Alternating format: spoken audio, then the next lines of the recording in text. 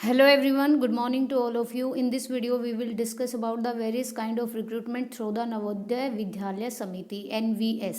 NVS की तरफ से अलग अलग पोस्ट के लिए रिक्रूटमेंट आया है और जो जॉब लोकेशन है वो ऑल ओवर इंडिया है, कहीं से भी अप्लाई कर सकते हैं, आज से अप्लाई कर सकते हैं। प्लस ये वीडियो इसीलिए क्योंकि डिटेल्ड नोटिफिकेशन के लिए आप इसमें आराम से समझिए कि किस किस चीज़ के लिए यहाँ पे क्या मांगा गया है, what will be the eligibility, what will be the salary, syllabus, everything यहाँ पे आपको क्लियर हो जाएगा। सबसे पहले बात करें recruitment of assistant commissioner admin, female staff nurse, assistant section officer, audit assistant, junior translation officer, ये सारी वैकेंसी हैं जो एनवीएस की तरफ से यहाँ पे मांगी गई हैं। पोस्ट नेम देख सकते हैं आप। उसके बाद आगे बढ़ते हैं, ये डिवीज़न है आपकी वैकेंसीज़ का कि अगर यहाँ पे असिस्टेंट कमिश्नर ग्रुप ए की बात करें पोस्ट कोड ए के लिए तो यहाँ पे ये वैकेंसी है, यूआर की 3, ईडब्ल्यूएस की नहीं है, ओबीसी की 1, एससी की नहीं है, एसटी की 1, तो टोटल 5 वैकेंसी है, ओएच की 1 है।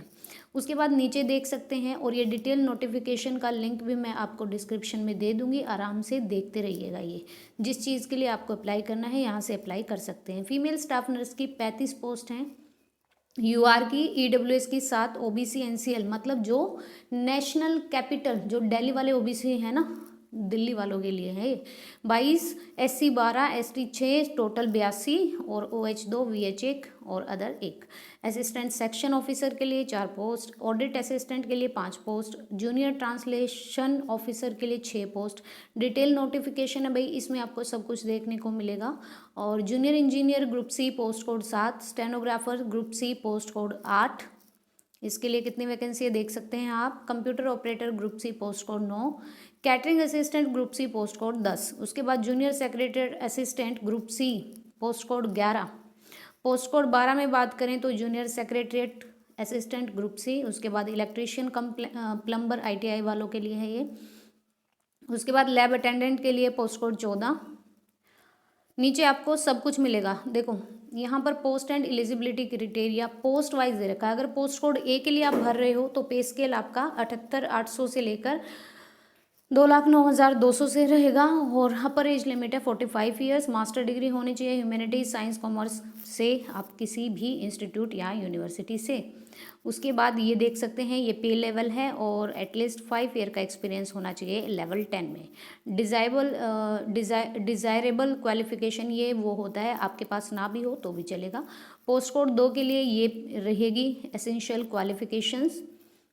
फीमेल स्टाफ के लिए ये रहेगी, आपके पास +2 होनी चाहिए, ग्रेड ए 3 ईयर डिप्लोमा होना चाहिए या फिर बीएससी नर्सिंग होनी चाहिए, और आप इंडियन स्टेट नर्सिंग काउंसिल से रजिस्टर्ड होनी चाहिए आपकी डिग्री।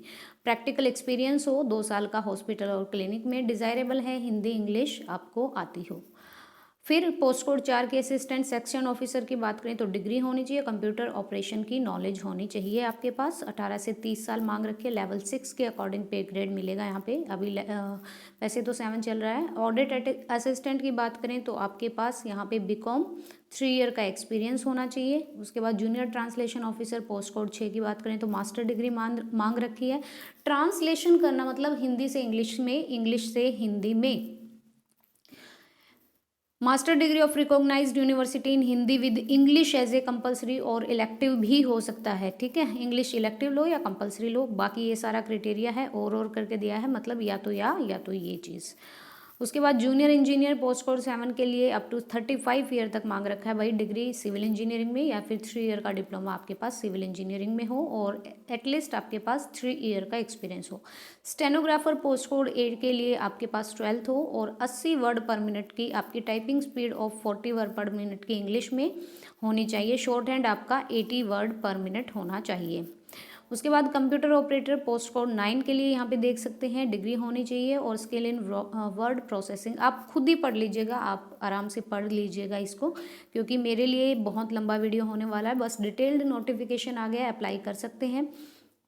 कई पोस्ट कोड में भाई 27 साल है और कई में 45 साल है, वो आप देख लीजिएगा, पोस्ट कोड अलग अलग हैं। यहाँ पे अगर इलेक्ट्रीशियन कम प्लम्बर की बात करें तो 40 साल मांग रखा है। लैब अटेंडेंट के लिए 30 ईयर है, जिसमें आपका एक्सपीरियंस मांग रखा है, उसकी एज भी ज़्यादा मांग रखी है। मैथ्स हेल्पर के लिए 30 ईयर है यहाँ पे, और MTS के लिए यहाँ पे 30 ईयर है। आप देख सकते हैं इसमें सिर्फ आपसे क्या मांगा है, 10th मांगी है। ये एज रिलैक्सेशन रहेगा SC ST वालों के लिए, OBC के लिए, ठीक है। रेगुलर NVS एम्प्लॉय हो अगर आप, if applying for the post of JSA L lab attendant math help, तो कोई भी एज बार नहीं है। पोस्ट ऑफ मैथ हेल्पर के लिए ये चीज़ लिखी हुई है। मल्टीटास्किंग वालों के लिए कोई भी एज बार नहीं है। Regular NVS employee if applying for the post, ये NVS एम्प्लॉय के लिए ना एक चीज़ है, अगर आप ऊपर वाली पोस्ट के लिए अप्लाई कर रहे हो तो कोई एज लिमिट नहीं, कोई एज रिलैक्सेशन नहीं है। नीचे वालों के लिए कर रहे हो तो 5 ईयर का रिलैक्सेशन है आपका, ठीक है। आगे बढ़ते हैं। और बाकी मैंने बता दिया था आपको कि भाई क्या क्या रहेगा, आपका रिटन एग्ज़ाम होगा। EWS वाले देख लीजिएगा भाई, जिनकी फैमिली में 8 लाख से कम ये चढ़ी हुई है ना एनुअल इनकम, वही यहाँ पे अप्लाई कर सकता है। तो अगर किसी का नहीं हो तो भाई इस डेट से पहले पहले का होना चाहिए। और आगे बढ़ते हैं। ये मोड ऑफ सिलेक्शन है आपका, CBT होगा पहले सभी के लिए। और ये नेम ऑफ सिटीज़ हैं क्योंकि ऑल ओवर है, हिसार भी है, अम्बाला भी है, हरियाणा की तरफ से आप देख सकते हैं। उसके बाद आगे बढ़ें तो यहाँ पे ये CBT 1 अगर पोस्ट कोड A की बात करें तो क्या क्या आएगा, रीजनिंग आएगी, न्यूमेरिकल एबिलिटी आएगी, लैंग्वेज कॉम्पिटेंसी टेस्ट होगा जिसमें जनरल इंग्लिश और जनरल हिंदी के 10 मार्क्स के 2 पोर्शन होंगे, 20 नंबर का पेपर होगा। और 3 आवर मिलेंगे आपको। जनरल अवेयरनेस आएगी, एकेडमिक एंड रेजिडेंशियल एस्पेक्ट आएगा जिसमें आपकी चाइल्ड लर्निंग वगैरह आएगी, ठीक है। आगे बढ़ते हैं। ये पोस्ट कोड B के लिए है भाई, अच्छे से देखिएगा, अपना सिलेबस के वाइज ही आप यहाँ से तैयारी कीजिएगा। स्टेज 2 आपके इंटरव्यू के लिए रहेगी। और ये पोस्ट कोड 3 के लिए है, ज़रूरी नहीं है सब में इंटरव्यू हो, जिसका स्किल टेस्ट है उसका स्किल टेस्ट भी होगा। और यहाँ पे पोस्ट कोड 5 है, पोस्ट कोड 6 है, उसके बाद पोस्ट कोड 7 है। इन सब का स्टेज 2 इंटरव्यू भी होगा पोस्ट कोड 7 तक। ये पोस्ट कोड 8 है जिसमें आप देख सकते हैं। और स्टेनोग्राफर के लिए basic knowledge of computer operation मांग रखा है। 40 नंबर का आपका जनरल हिंदी और इंग्लिश 20-20 मार्क्स के, और general awareness and current affair आएगा ना। फिर इसमें मैथ वगैरह नहीं आएगा, ना रीजनिंग आएगी। ये स्टेनोग्राफर के लिए है। और उसके बाद आपका स्किल टेस्ट होगा PC पर्सनल कंप्यूटर पे। उसके बाद कंप्यूटर ऑपरेटर की बात करें तो भाई आपके में रीजनिंग आएगी, मैथ आएगा, हिंदी इंग्लिश आएगी, और कंप्यूटर का MS ऑफिस और कंप्यूटर ऑपरेशन आपका आएगा। 130 मार्क्स का आपका पेपर होगा, 2.5 घंटे का। उसके बाद कैटरिंग असिस्टेंट पोस्ट कोड 10 की बात करें तो आपका यहाँ पर क्या होगा, 120 मार्क्स का पेपर होगा। Reasoning, math, Hindi, English, computer, domain, profession knowledge. Secretary assistant post code 11 की बात करें तो 130 नंबर का पेपर, 2.5 घंटे का पेपर होगा, ये चीज़ आएंगी। टाइप राइटिंग टेस्ट होगा आपका। उसके बाद यहाँ पे सेक्रेटरी असिस्टेंट की बात करें 130 नंबर का पेपर, 2.5 घंटे का, और आपका भी टाइप राइटिंग टेस्ट होगा पर्सनल कंप्यूटर पे। और स्टेज 1 अगर यहाँ पर पोस्ट कोड 13 की बात करें तो 120 नंबर का पेपर, और स्टेज 2 में आपका ट्रेड टेस्ट होगा। लैब अटेंडेंट की बात करें तो यहाँ पर कितने 120 नंबर का पेपर होगा भाई, 2.5 घंटे का, और आपका फिर और कुछ नहीं है, आपका 2.5 घंटे का पेपर होगा बस। For the post of maths helper post code 15 की बात करें तो 120 नंबर का पेपर, 2.5 घंटे का, इसमें स्किल टेस्ट होगा। अच्छा, ये लैब अटेंडेंट में भी होता होगा, देख लेना प्लीज़ गाइज। और MTS में नहीं होगा भाई, MTS में कुछ नहीं है, 100 नंबर का पेपर होगा, 2 घंटे का, जिसमें हिंदी, इंग्लिश, जनरल अवेयरनेस और मतलब GS और कंप्यूटर ऑपरेशन नॉलेज, मतलब कंप्यूटर का कुछ पार्ट रहेगा, 40 नंबर के क्वेश्चन आएंगे। करंट अफेयर भी आएगा आपका, ठीक है। उसके बाद हाउ टू अप्लाई दे रखा है आपको, यहाँ की ऑफिशियल वेबसाइट पे जाके ही अप्लाई करना है। ये फीस रहेगी आपकी, अगर आप असिस्टेंट कमिश्नर एडमिन की भर रहे हो तो 1500 रुपये फीस, फीमेल स्टाफ नर्स की 1200, बाकी सबके लिए 1000 रुपये fees, lab attendant maths helper multitasking की 750 रुपये फीस आएगी। बाकी इन्होंने कोई रिलैक्सेशन तो दिया नहीं है भाई कि SC वालों के लिए इतनी छूट है, फीस में कोई एज रिलैक्सेशन नहीं है। 12 तारीख से आपके फॉर्म भरने स्टार्ट हो गए हैं, 10 तारीख क्लोज हो जाएगी। फ़ी डिपॉजिट 12 तारीख को और फ़ी क्लोज 10 तारीख को, और टेंटेटिव डेट है आपकी CBT की 9 से 11 मार्च, ठीक है। ये जनरल इंस्ट्रक्शंस हैं आपकी। नेगेटिव मार्किंग भी रहेगी, नेगेटिव मार्किंग भी होगी। तो गाइज अगर आप अप्लाई करना चाहते हैं तो आप अप्लाई कर सकते हैं। ये एनेक्स्चर है एक्स सर्विसमैन के लिए, और ये एनेक्स्चर है बैकवर्ड क्लास वालों के लिए, और ये एनेक्स्चर है SC ST के सर्टिफिकेट के लिए, फॉर्मेट है भाई उनका।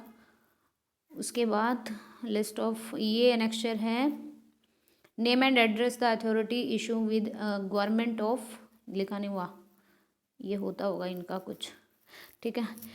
ये फिजिकल लिमिटेशन का है। उसके बाद ये फुल डिटेल है, ठीक है, फुल डिटेल नोटिफिकेशन है, आप अप्लाई करना चाहते हो तो आप अप्लाई कर सकते हो। मैं आपको लिंक इस डिस्क्रिप्शन में दे दूंगी इस पूरे नोटिफिकेशन का, आराम से पढ़ के, अभी बहुत टाइम है, 10 तारीख है लास्ट डेट, 10 फरवरी, आराम से पढ़ के इनके क्राइटेरिया को फुलफिल कर रहे हो तो ही यहाँ पे आपको डालना है। ऐसा ना हो कि बाद में ये रह गया मेरा तो वो गलत हो गया, अच्छे से जाके फिल करना है। So this video is regarding about the various kind of recruitment through the NVS. I hope so this video will be helpful to you. Video पसंद आए तो प्लीज़ लाइक शेयर कीजिएगा और चैनल को सब्सक्राइब कीजिएगा। Thank you.